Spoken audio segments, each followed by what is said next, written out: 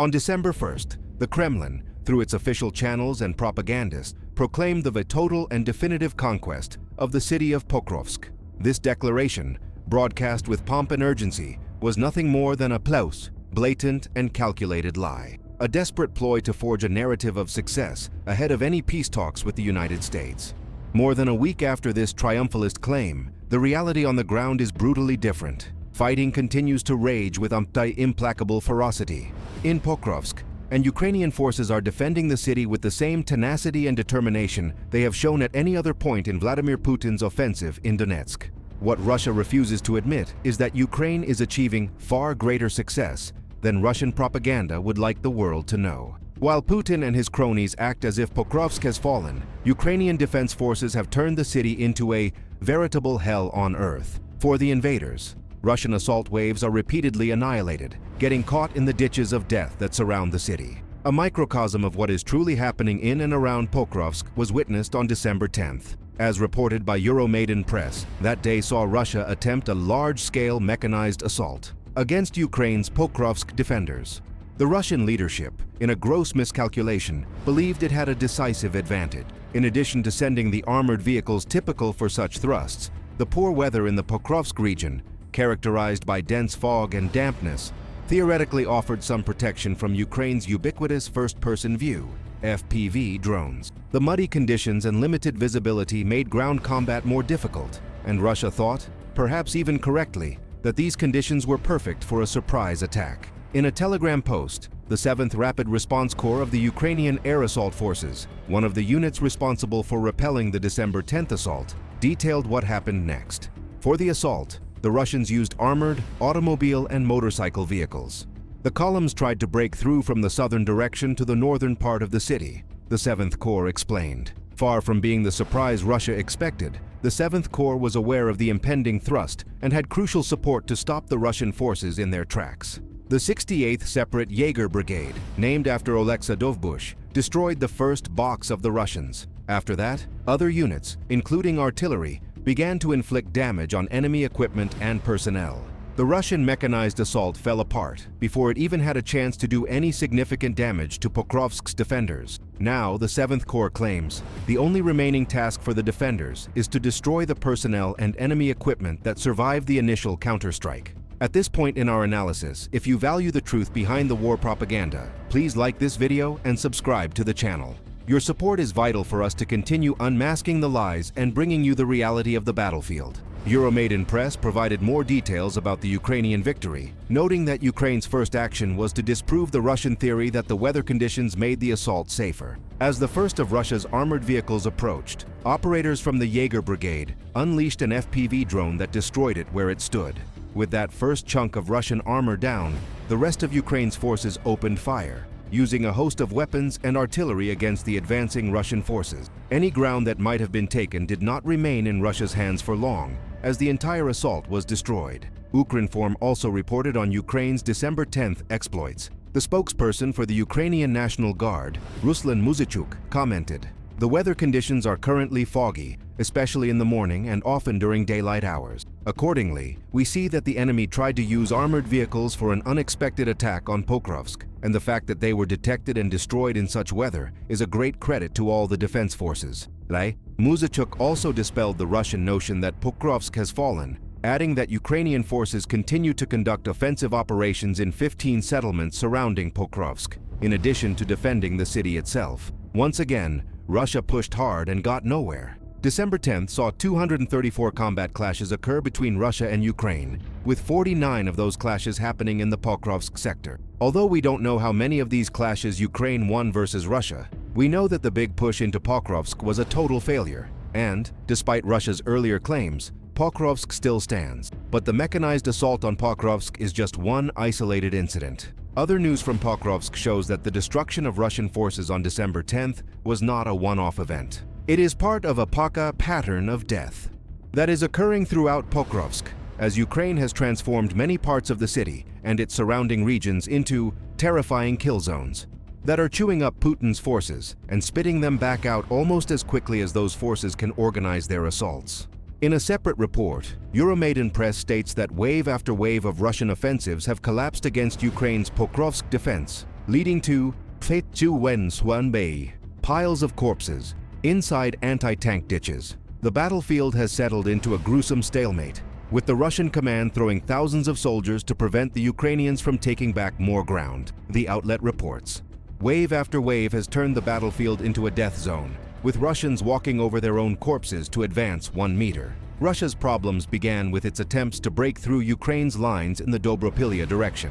Located just a few kilometers north of Pokrovsk, the salient that Russia created toward Dobropilya seemed poised to succeed in early November. At that time, columnist David Axe even suggested that both the battle for Pokrovsk and Ukraine's attempts to stop the Dobropilya advance were coming to an end. Ukraine's forces were too stretched, Axe suggested, as the country's reserves were so tied down in Dobropilya that they couldn't aid their comrades in Pokrovsk. All signs seemed to point to Axe being right at the time. However, the Dobropilya advance has not provided any real success for Russia, and Pokrovsk's defenders are still fighting a month after Axe made those comments.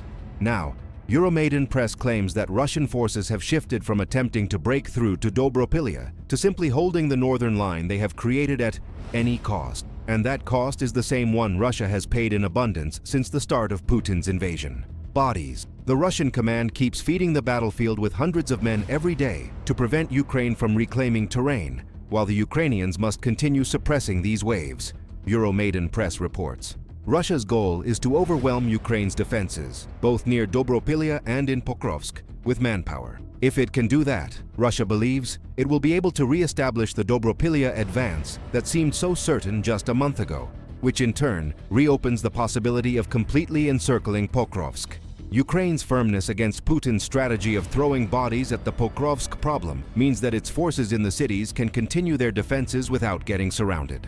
It also means that Putin has to sacrifice even more to a campaign for Pokrovsk, to which he has already dedicated so much. Ukraine's ability to defend Pokrovsk is extremely impressive. The Independent reports that Ukraine's president, Volodymyr Zelensky, believes that Russia has deployed 170,000 troops and ups in the Pokrovsk direction, which is a substantial portion of the 700,000 soldiers that Russia has operating inside Ukraine. This sheer wealth of manpower places Ukraine at a disadvantage in many regions in and around Pokrovsk, where Russia outnumbers Ukraine 8 soldiers to 1 in some areas of the region's front. However, it is a disadvantage that Ukraine continues to overcome. Putin is finding out that having more soldiers does not guarantee victory, and certainly not at the pace that Russia's leader expects. We have already discussed the failure of Russia's December 10th mechanized assault in Pokrovsk. However, Euromaidan press claims that footage captured by a Ukrainian drone in the ruins of a settlement named Volodymyrivka reveals another layer to the Russian failure to take Pokrovsk. Russia announced the capture of that village in August, although it is clear that Volodymyrivka is far from as secure as Putin needs it to be used as part of the Russian assaults on nearby Pokrovsk. The drone that Euromaidan press mentions captured footage of a pair of Russian soldiers attempting to advance through the collapsed ruins of buildings in a village they are supposed to be holding. The drone tracks the soldiers as they clamber over bricks and wood. Little do these soldiers know that they are walking into an ambush.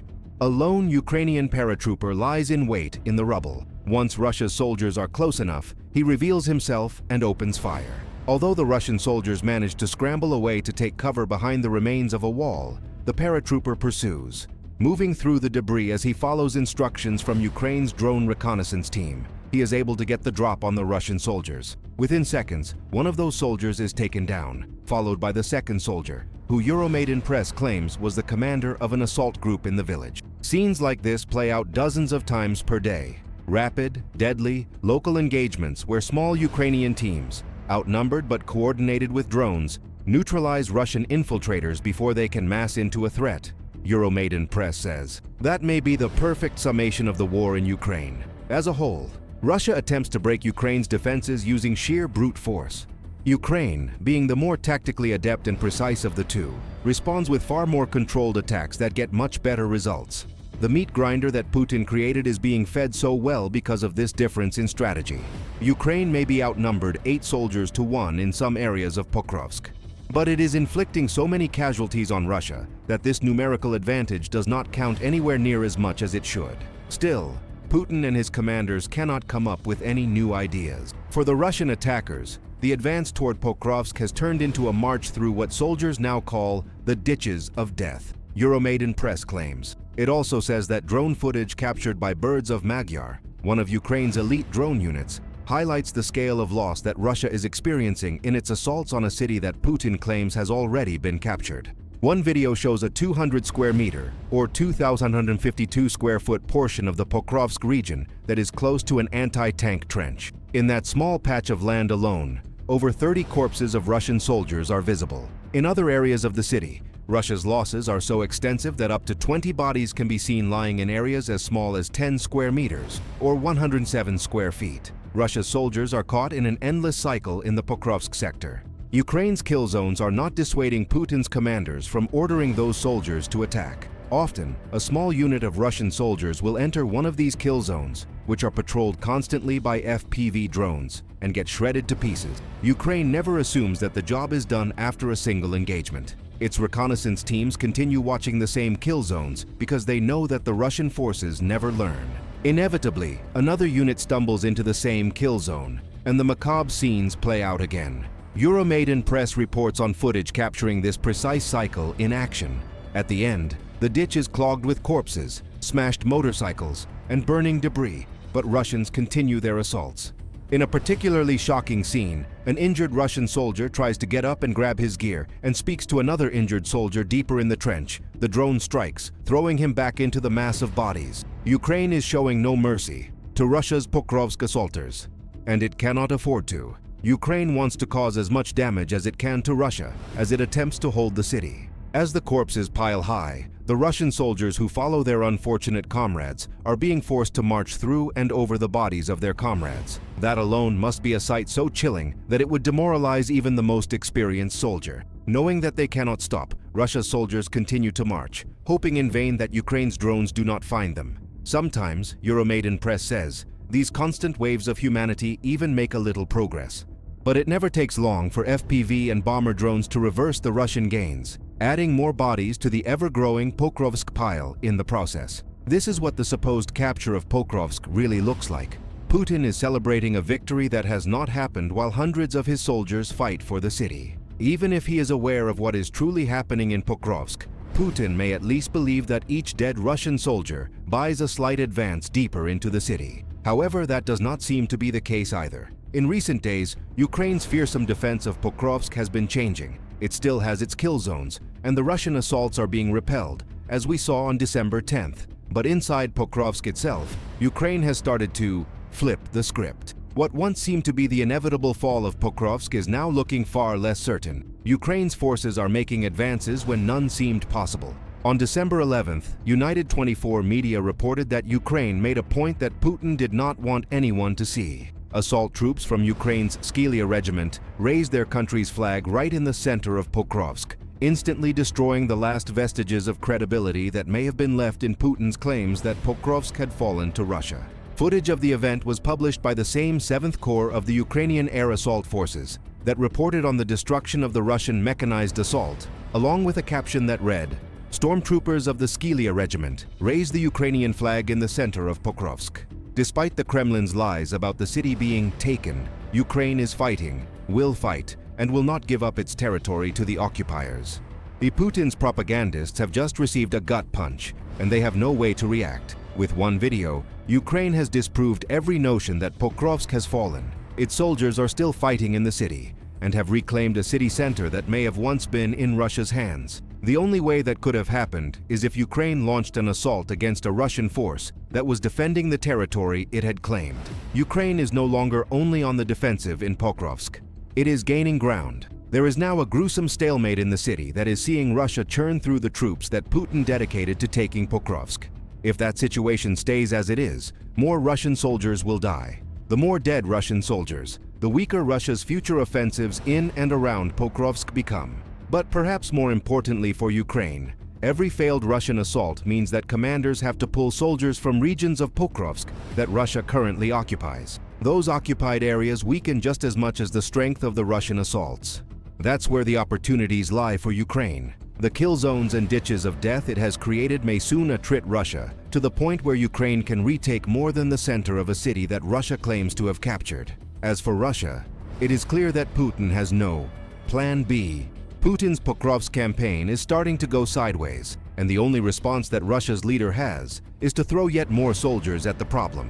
It is a campaign that has already cost Russia dearly, as both the Moscow Times and the UK government have pointed out. The former highlights some of the grim statistics that demonstrate how well Ukraine has managed to turn Pokrovsk into a hellscape for Russia's occupying forces. Citing a Russian Telegram channel named Shot, the outlet says that Ukraine lost a little over 6,500 soldiers in Pokrovsk as of November. Shot does not name a source. However, the channel is a Russian military blog, so it has a vested interest in making Ukraine's fate in Pokrovsk seem as bad as possible. If the best that the Telegram channel can do is claim 6,500 deaths for Ukraine, it has inadvertently proven that Putin's Pokrovsk strategy has been a catastrophic failure. Why?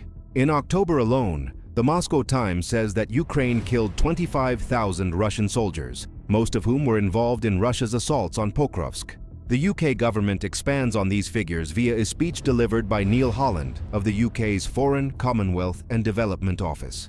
It has taken over a year for Russia to advance 15 kilometers towards Pokrovsk, suffering nearly 100,000 casualties ways in doing so, Holland said on November 12th. We said earlier that Russia outnumbers Ukraine 8-1 in the Pokrovsk region. That figure no longer seems so important if Ukraine is causing over 10 Russian casualties for every one of its soldiers that it is losing. Still, volume Papun remains the only strategy that Putin has, as Euromaidan Press concludes.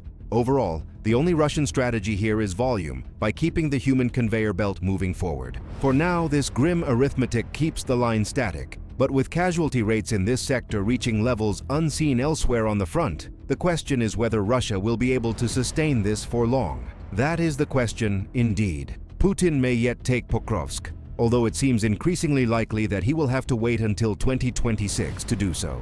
But if that city falls, and it is still a very big if, he may have expended so much of Russia's forces on the taking of Pokrovsk that the deeper push into Donetsk that must follow will fail completely. Russia has not yet taken Pokrovsk. Its soldiers are dying in record numbers thanks to Ukraine's brilliant tactics. If those exhausted Russian forces eventually succeed, all that awaits them is yet more death in the rest of the Donetsk fortress belt. More than a few Russian soldiers have already figured this out, and they are not happy about it. Russia's military is now rife with troops who are faking injuries to get out of being rotated to Pokrovsk, as well as soldiers who are actively disobeying their orders. Comment below. Do you believe Ukraine will be able to hold Pokrovsk until Russia completely exhausts its reserves? Thank you for following this detailed analysis. If you enjoyed our work, please share this video with your contacts and on your social media. If you are not yet subscribed, click the subscribe button and turn on notifications to receive more crucial updates on what is happening in the Pokrovsk direction and the global geopolitical scenario. Your support motivates us to continue investigating. The broader geopolitical implications of this prolonged stalemate in Pokrovsk cannot be overstated. The city has become a symbol of Russia's strategic miscalculations and the resilience of Ukrainian defense. International observers are closely watching this sector, as the high casualty rates and the clear failure of Russia's human wave tactics are setting a precedent for future conflicts. The narrative of an easy Russian victory has been thoroughly dismantled, forcing a reassessment of Russia's military capabilities and long-term objectives. Furthermore, the successful deployment of advanced drone technology and small unit tactics by Ukraine serves as a powerful case study for modern asymmetric warfare, influencing military doctrines worldwide. The sustained defense of Pokrovsk is not just a local victory, it is a global statement about the limits of brute force against determined, technologically savvy resistance. This ongoing struggle underscores the critical need for continued international support for Ukraine, as the outcome here will undoubtedly shape the security landscape of Eastern Europe for decades to come. The world watches, knowing that the fate of more than just one city hangs in the balance.